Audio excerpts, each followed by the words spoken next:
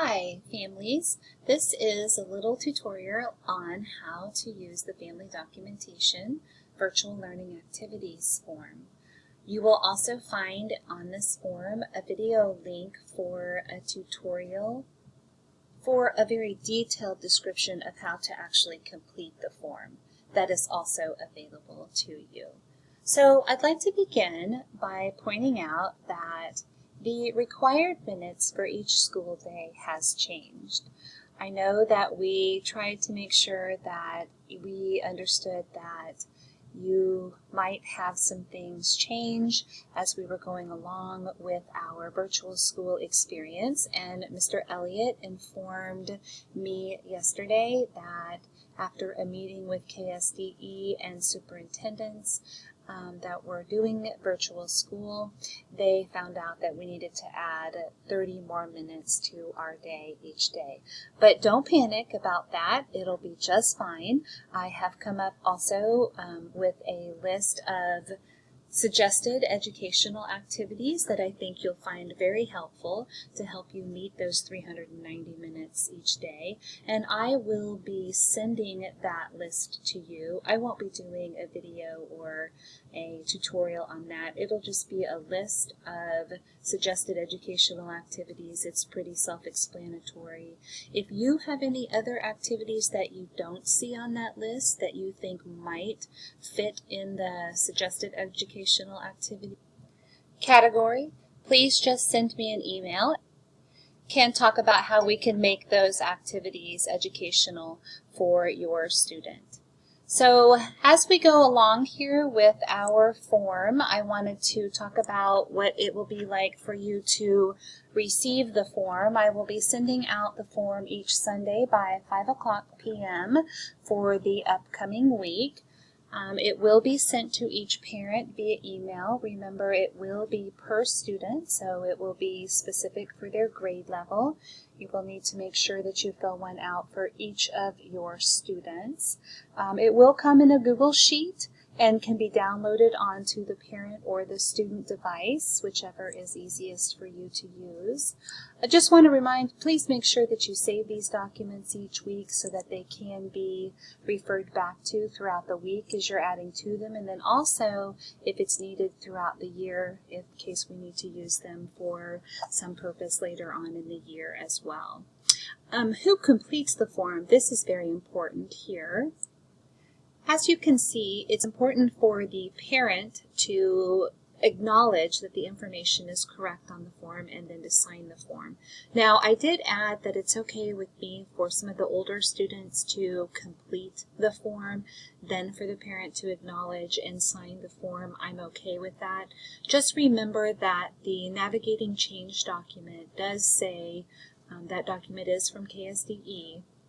It does say that it does need to be the parent's signature on the form. So please make sure that your student is not forging your signature. That needs to be your signature on the form each time that they submit the document or you submit the document. I have done a tutorial for completing the form. It is an electronic form and it can be easily filled out. Like I referred to in the beginning, there is a link to that tutorial that gives a little bit more direction on how to fill out a Google Sheet, how to use a Google Sheet.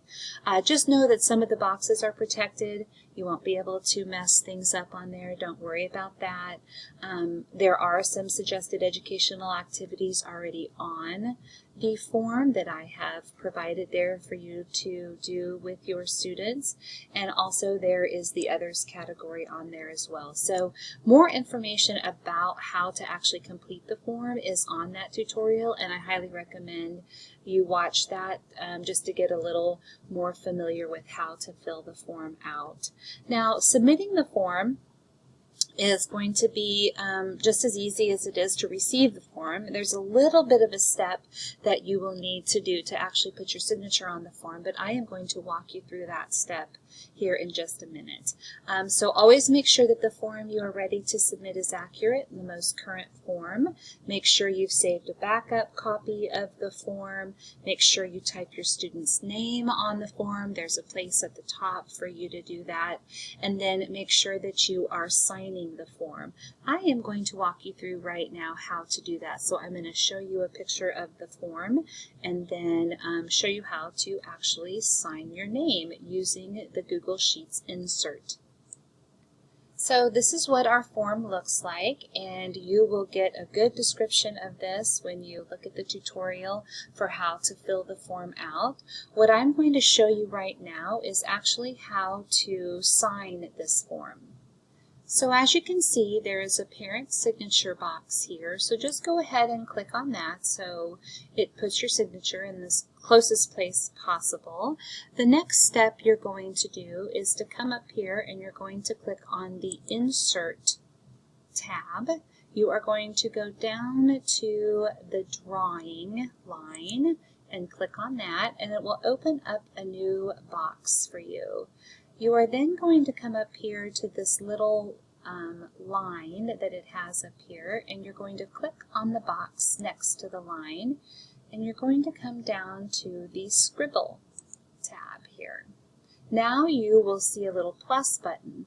When you are on your iPad, you can just use your finger to do this. If you're on your phone, you can just use your finger to do it. Any tablet device, that will work. If you're using a mouse or you're on your laptop, you just need to hold the mouse key down to actually make this work. So I'm using a mouse, so I'm just going to click and hold to sign my name. Sloppy, but that's okay. It's always a little sloppy when you use these. Whoops. So I can get that on there. There we go. So now that it's ready, I'm just going to click the Save and Close button. And you can see that it has put my signature on the form. Now, it's not exactly in the parent signature. It gets it kind of close. So you're going to click and you can actually drag this box up to the signature line, and you have now added your signature to the form. Once you have opened up this document from your email, it will open up in your Google Drive. So now you are ready to share it back to me, and there are a few ways that you can do this. I think the best and easiest way, and the way that I am suggesting for you to send this back to me, is just via an email. That way it'll be right in my email and I can grab it out of there and put it where I need it to go. So you can come up here to the File tab, and you can click on that, and you're going to click on Email as Attachment. And once you get in here, there's a couple things you can do. You can click here to send yourself a copy, and it will automatically send to your email. Then you'll want to send in a copy to me, ppowers@usd343. Please change this, or just add at the end your student's name here, and then go ahead and click Send. Okay? And your last step there is just to make sure that you submit the form to me by 8 o'clock the following Monday after the week that you've been working on. I understand that some of you probably will be catching up on Saturday and Sunday, and that's just fine. Just make sure that I have this form by Monday morning. If you have any questions about how to fill out this form, or any questions at all about the documentation form, please don't hesitate to ask. Thank you.